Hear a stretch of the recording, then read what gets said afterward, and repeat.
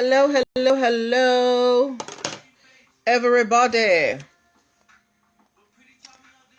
How are you guys doing on this lovely Tuesday evening? I want to say hi to my mama, my daddy, my sister,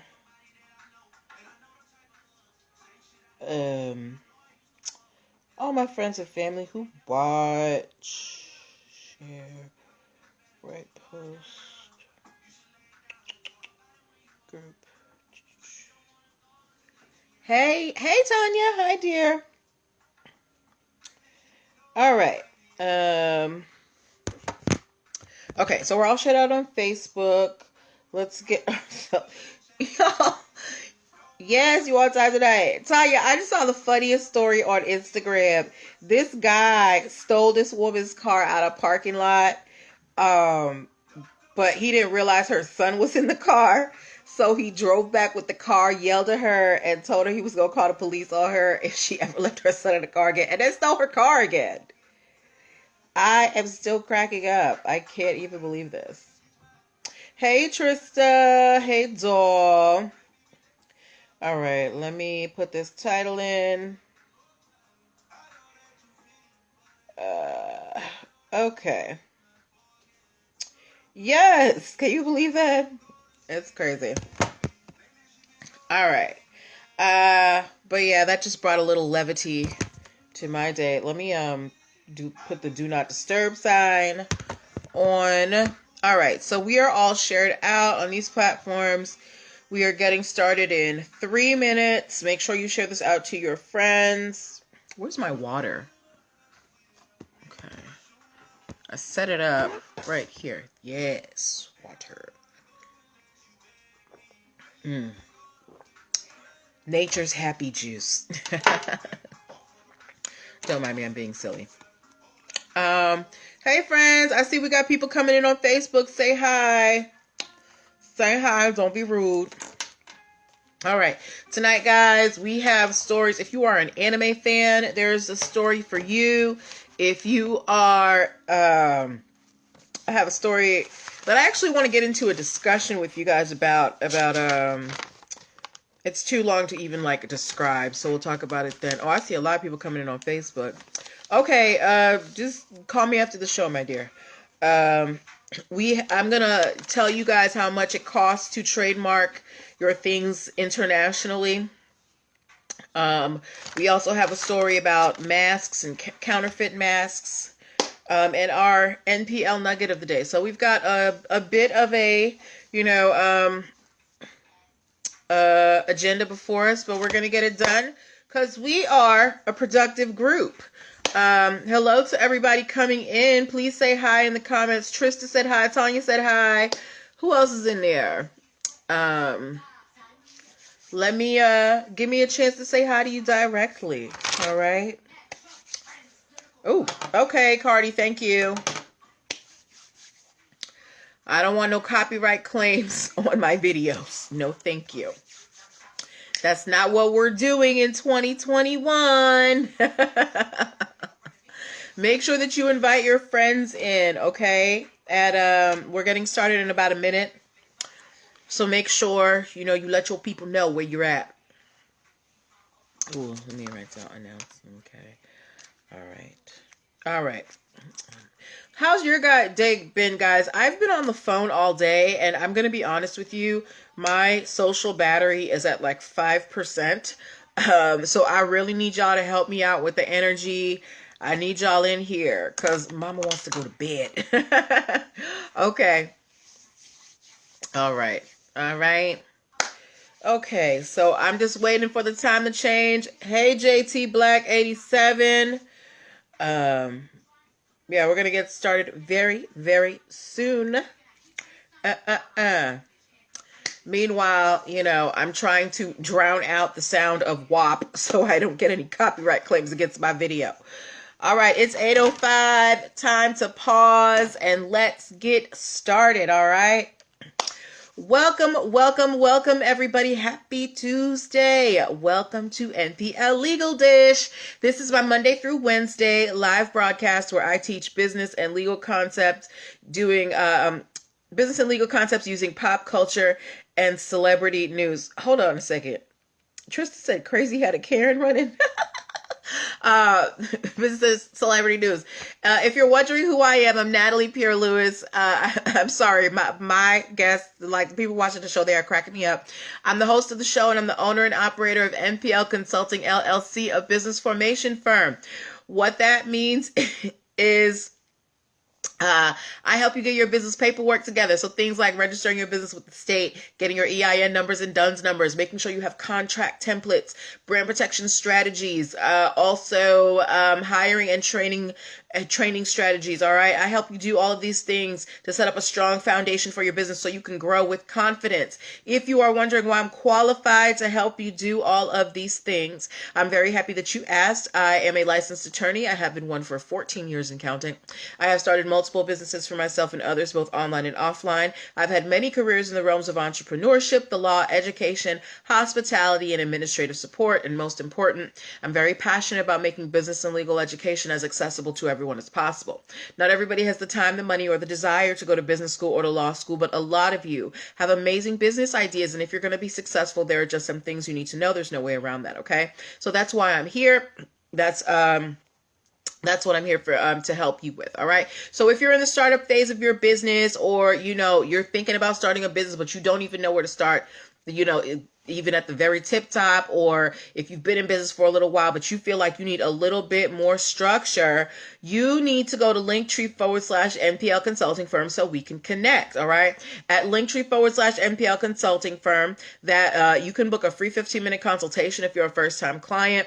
You can download the free Biz Launch cheat sheet that will help you choose and start your dream business in 7 days or less. You will be able to, book your one-on-one business formation strategy sessions.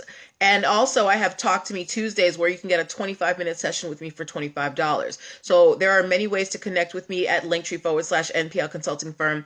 At that same address, linktree/NPL Consulting Firm, you can also subscribe to the YouTube channel and the podcast so that if you ever miss a live show, you can rewatch it or listen to it at your leisure. At linktree/NPL Consulting Firm, it's also where you're going to be able to purchase your NPL Legal Dish merch, our mugs and our tees. We've got them in navy blue, black, and white. Y'all saw me with the white one last night. Y'all see me if you check the other videos, you've seen the black ones. Get your t-shirts before they're done, okay? Because they go like hotcakes.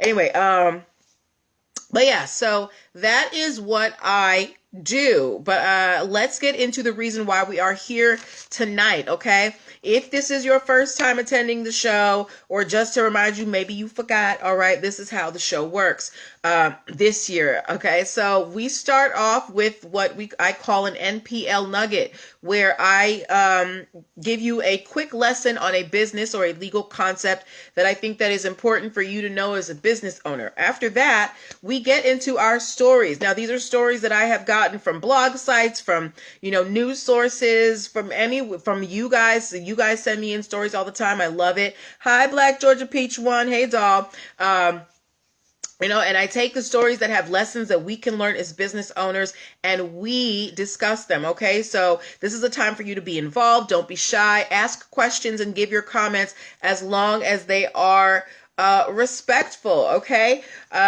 So tonight we've got a good amount of things to do.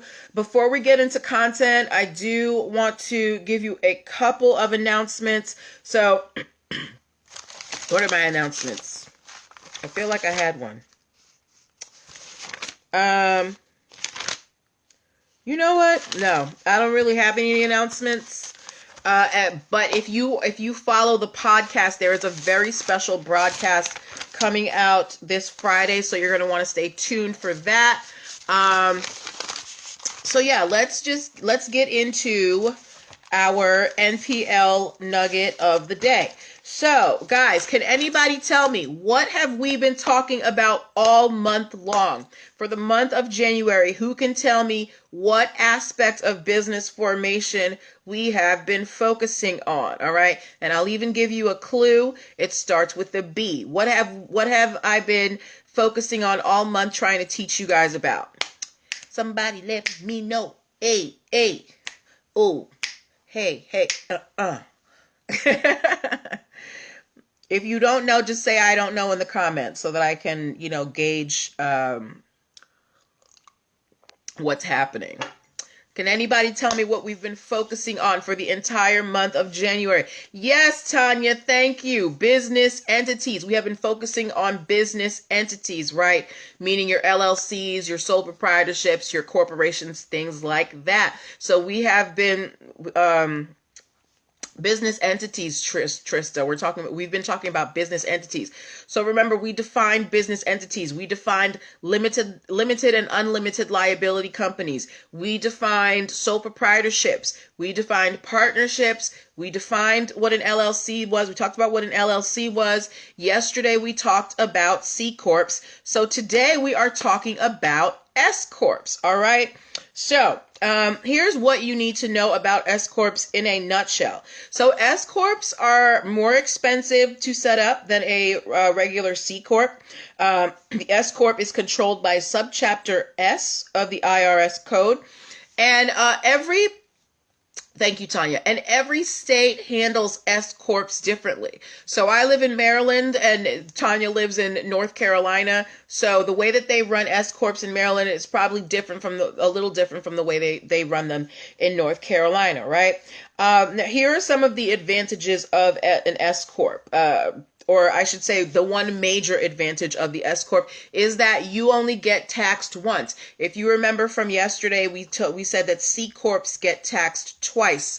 I'm not going to go into the specifics of that because I am not a financial professional. I'm not an accountant, so I prefer you go to an accountant for the specifics on that, okay? But an S Corp is taxed once. Now, the disadvantages of an S Corp, one, are that it's more money to set up.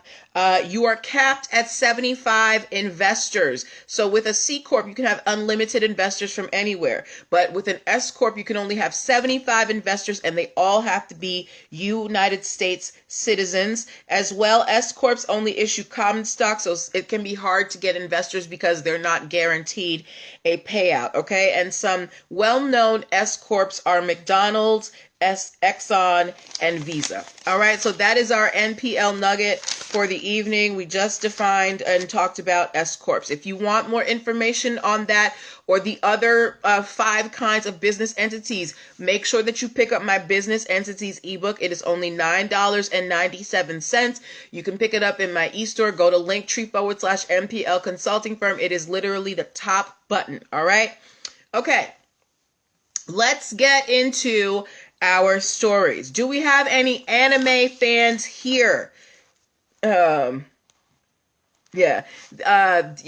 Tristan, you knew what I was talking about. Okay. Do we have any anime fans here? If you are an anime fan or a manga fan, give me, or I should say a manga fan. Yeah. Please, I don't know. Give me a Japanese flag in the comments. Does it have to be from Japan to be a manga? I'm not exactly sure. Anyway, if you like manga, just say yes. Just give me some type of indication if you like manga or anime. Okay? All right. I kind of cursory like anime. There's not one that I'm very into, but if it's on, I'll definitely watch. But I'm not like a hardcore anime or manga fan. All right. Nobody's a manga fan. Okay, that's cool. But you might know somebody in your life who's into, manga and anime. So there is a manga publisher. You don't know them? Okay. Now a manga it's basically a comic book, but done in an anime style. So, all right. Okay. All right. So it's basically a comic book.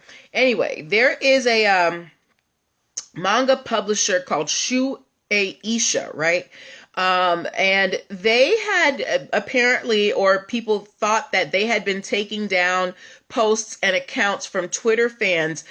Twitter, anybody who posted fan art, gifs, or even like cosplay from their publications, specifically one called One Piece and another one called Dragon Ball Super. Does anybody know Dragon Ball Super or One Piece? Anybody know about those? Anyway, if apparently anybody who posted pictures or any type of media based on these two manga, they got their Twitter accounts locked and some of their posts deleted, right? So everybody was saying, what's the deal? You know, we're fans of this publication. We're just trying to show love. What's going on, Shueisha? Apparently it wasn't the manga publisher that was issuing these copyright takedowns, because that's how they were getting these things shut down. Somebody was submitting copyright claims against these photos and getting these accounts locked or the posts deleted. So everybody was like, what's the problem? We're out here trying to support. So Shueisha, they did some investigation. They're like, that's not us. We did not ever initiate any copyright claims against you guys. You know, y'all are the reason why we have a business. So why would we do that to you? Apparently, it was a random YouTuber who was sending in false claims to Twitter. Now, why did I tell you this story? One, if you ever want to submit some type of intellectual property claim, right? You have to be the owner of the intellectual property claim. So so in this situation, if the manga publisher Shueisha really didn't like people posting pictures, they themselves would have to go to the social media platform and say, hey, take this down. It is not up to a third party to go to anybody to say, hey, I want to issue a takedown on behalf of this company. You have to go yourself. Like, so if you're on Etsy, there's lots of people selling counterfeit items. In order for when those stores get taken down, understand that it is the company itself that has reached out to Etsy and said, hey, they're violating our intellectual property. Okay, so only the owner of the intellectual property, only the owner of the copyright or the trademark can submit a claim, to get something taken down. And if you are not the intellectual property owner, if you don't own the copyright and you don't own the trademark, and you're sending in these claims, that is legal fraud, and you can get into a lot of trouble. Okay, so I don't know what's going to happen to this YouTuber, but I wouldn't be surprised if they shut their channel down. But yeah. So manga fans, don't be mad at Shueisha, okay? All right. Now, our next story is a little bit detailed, and I want there to be a discussion because I feel like there's a political component to this. And, while we're here to learn business and legal concepts, we have learned many times that those can be wrapped up in the political landscape and just our society in general. So I want to talk to you guys about this case. Has anybody heard of Northwestern University of Chicago? If you have, please give me an N in the comments. If you have heard of Northwestern University in Chicago, please give me an N in the comments. And if you have ever heard of Kings County in Seattle, or in the state of Washington, or King County, give me a K. Tanya gave me an N. Okay, so you've heard of Northwestern. Awesome. If you've heard of King County, located in the state of Washington, Seattle, give me a K. Thank you, Trista, for the N. Okay.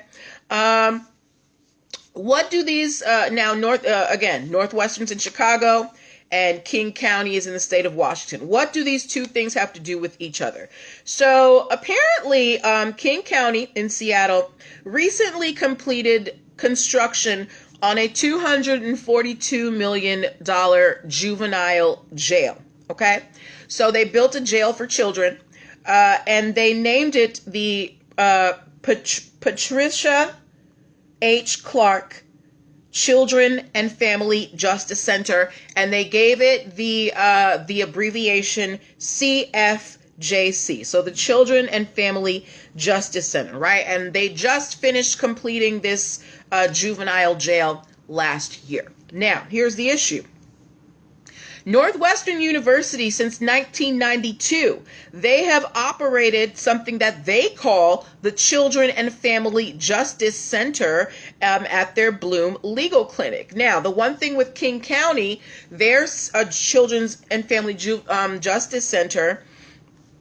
They have the jail in there. They have the juvenile courts in there, as well as different services. Whereas Northwestern University's Children and Family Justice Center is focused on getting children, youth out of the legal system, those who might already be in trouble, and focusing on getting them out of the legal system, right? Now, again, Northwestern has been running this legal clinic since 1992. And when they found out that King County was building a juvenile jail and was trying to name it the same thing that they named their legal clinic, they sent them warnings. They sent one in 2016 and they sent one in 2019. And King County, they ignored it. They kept going forward with, the construction, and they finished building this juvenile jail, right? So when King County unveiled the juvenile jail that was that was called the Children and Family Justice Center, Northwestern filed a trademark infringement suit against King County, right? And King County said, asked for the case to be dismissed because, one, they said Northwestern did not have a registered trademark for the name Children and Family Justice Center, and two, their other argument was, we're the government, so we're not bound by intellectual property law. Now, what have I always told you guys about intellectual property law? What do I always tell you about intellectual property law? Who does it affect? Who is anybody above intellectual property law, at least in the United States? Is anybody above intellectual property law? I want to know what your answers are. All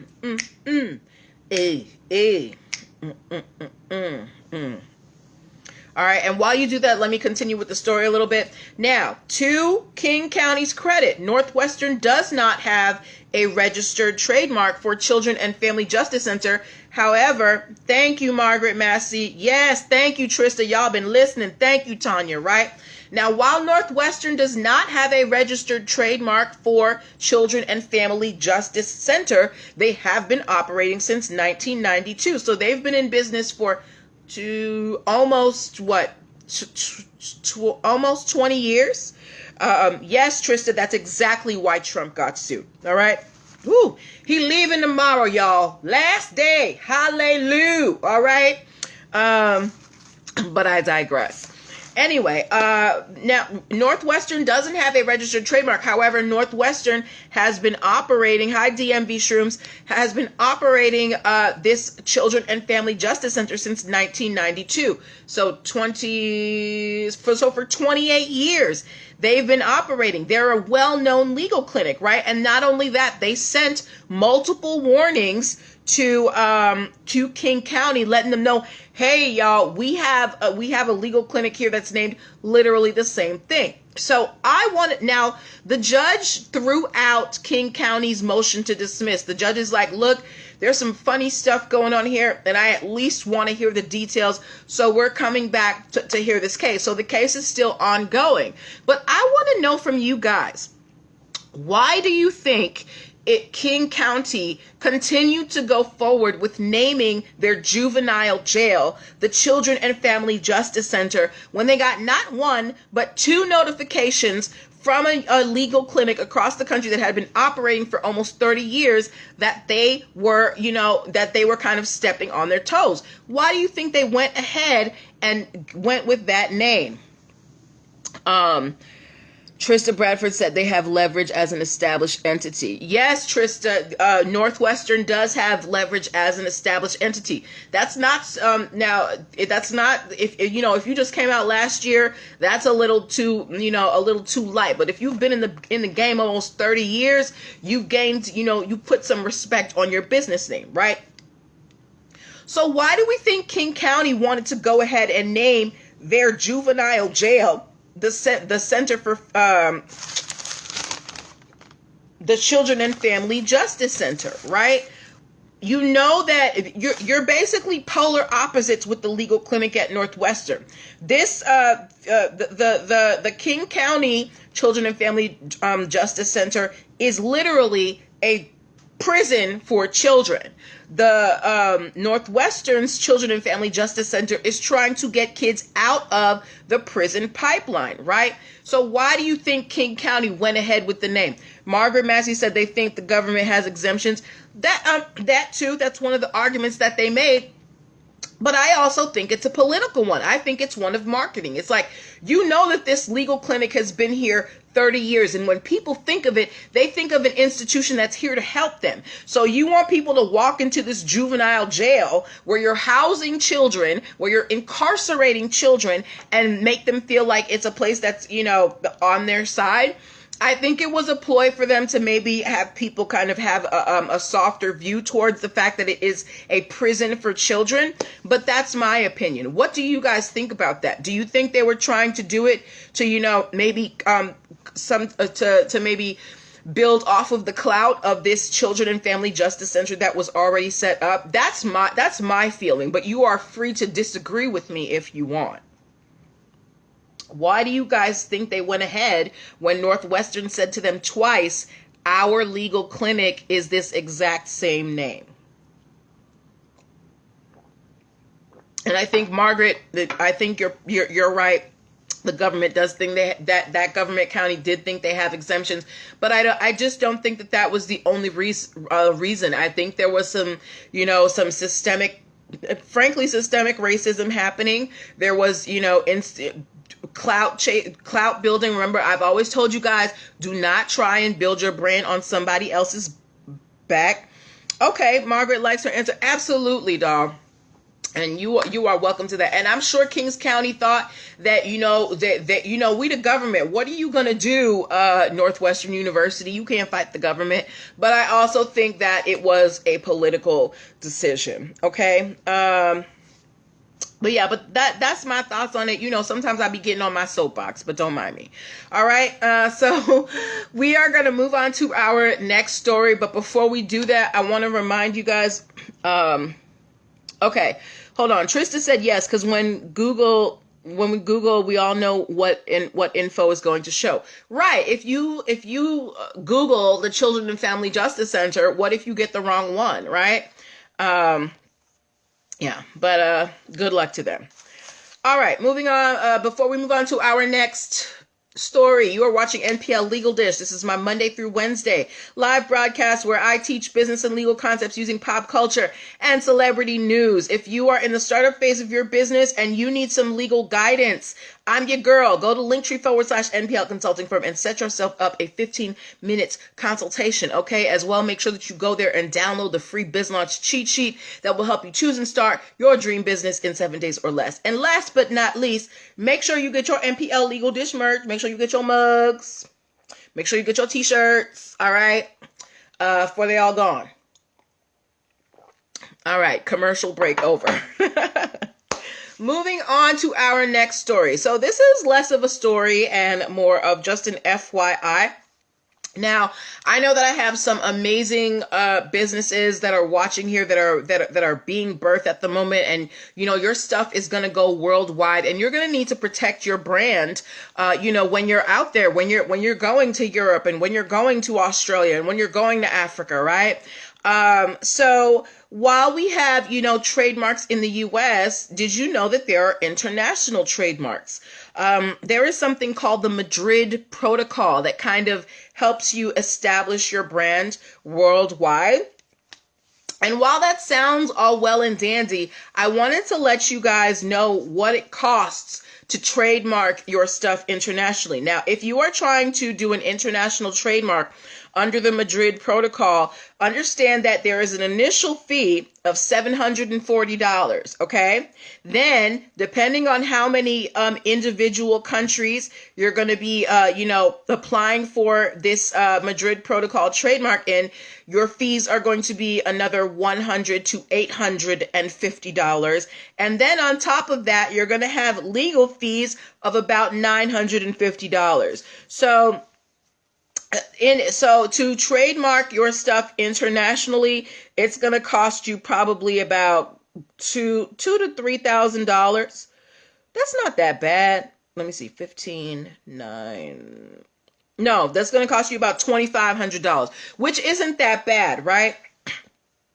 But if you're doing multiple countries, let's say you're trying to do 5 countries and each of their fees is $500. That could really rack up the dollars for your international trademark.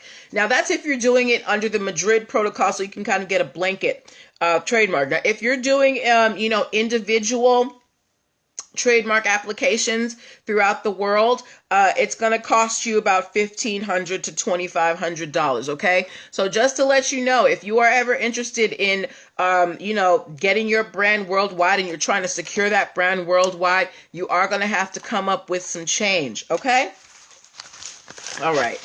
My papers are falling, y'all. Y'all still with me? If you're still with me, please give me a star in the comments. If you are still with me, please give me a star in the comments, okay?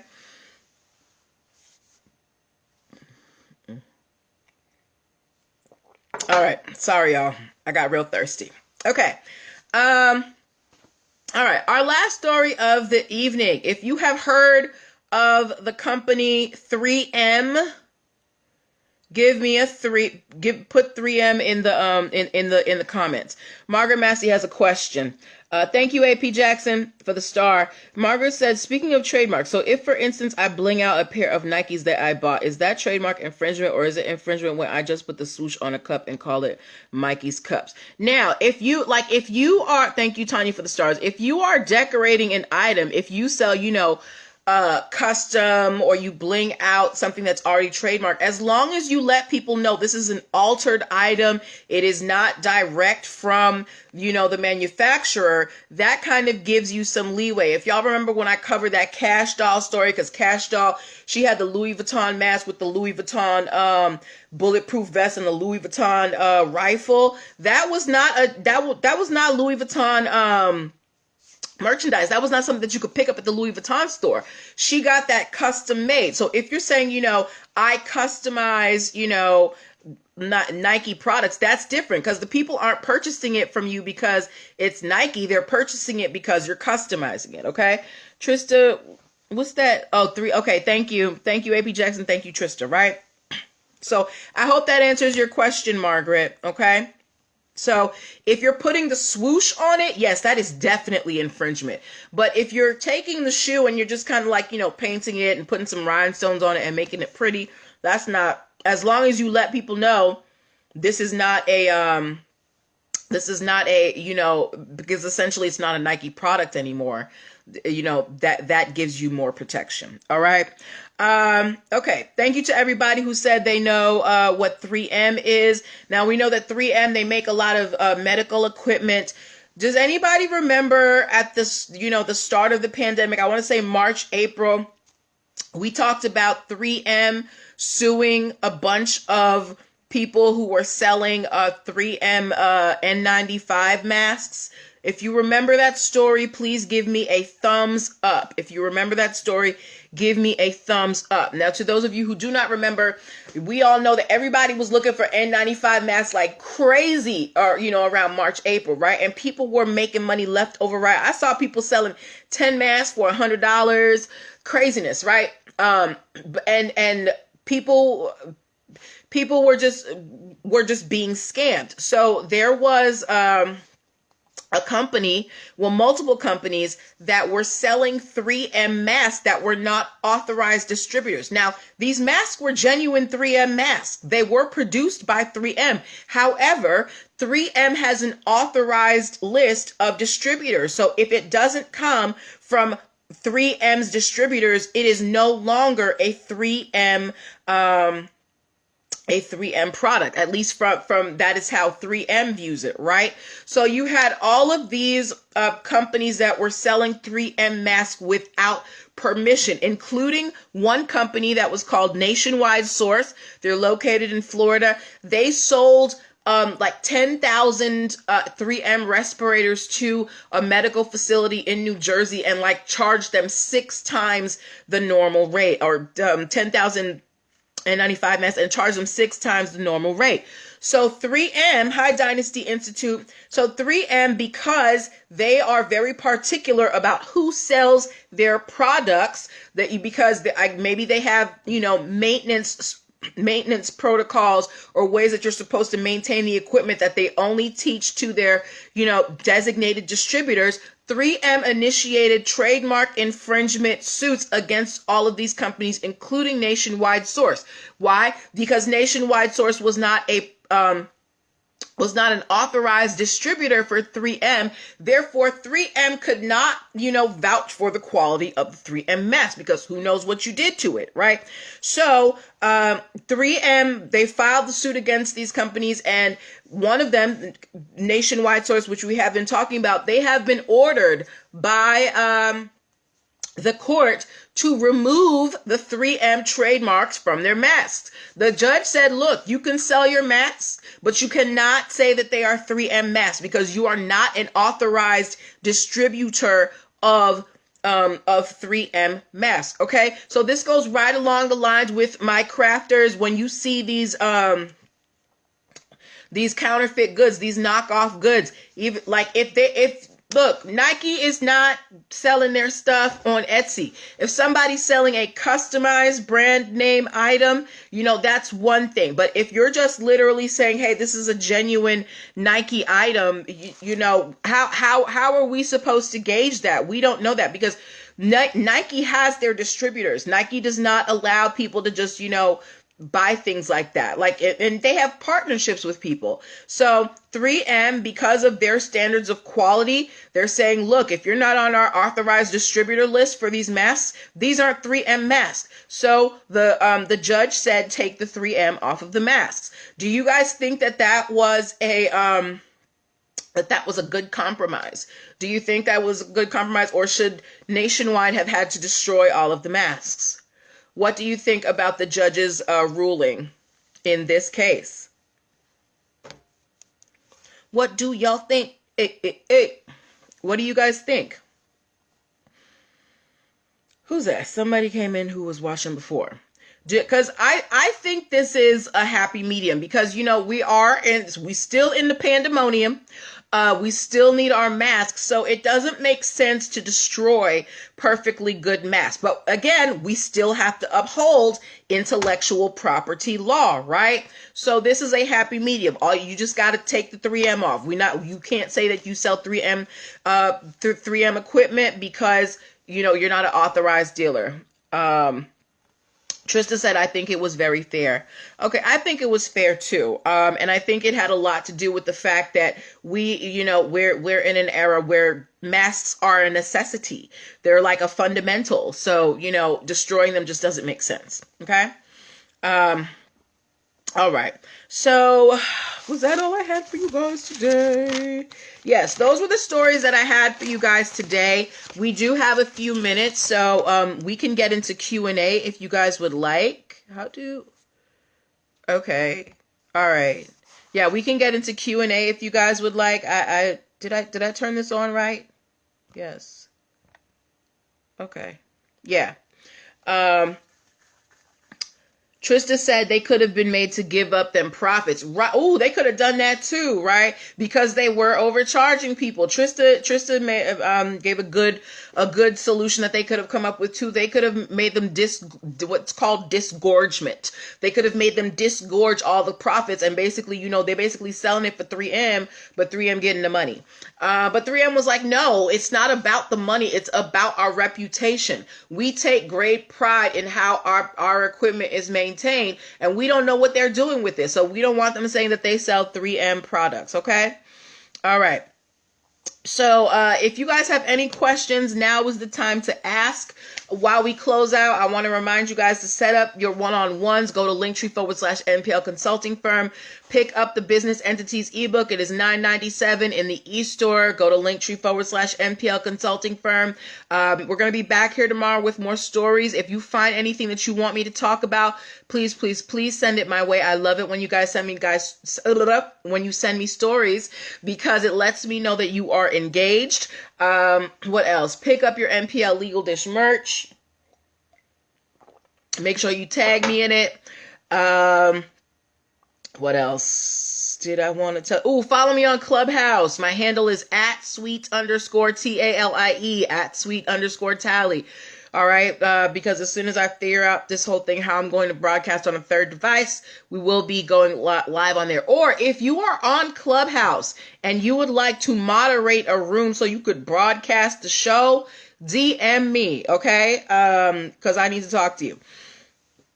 All right, so that is all I have for you this evening. We will be back tomorrow with more stories. Take care of yourselves. Wash your hands. Wear your masks. Social distance. Make sure that you're doing things to maintain your mental health. Meditate, stretch, do yoga, whatever you got to do. All right, so take care of yourselves. Good night.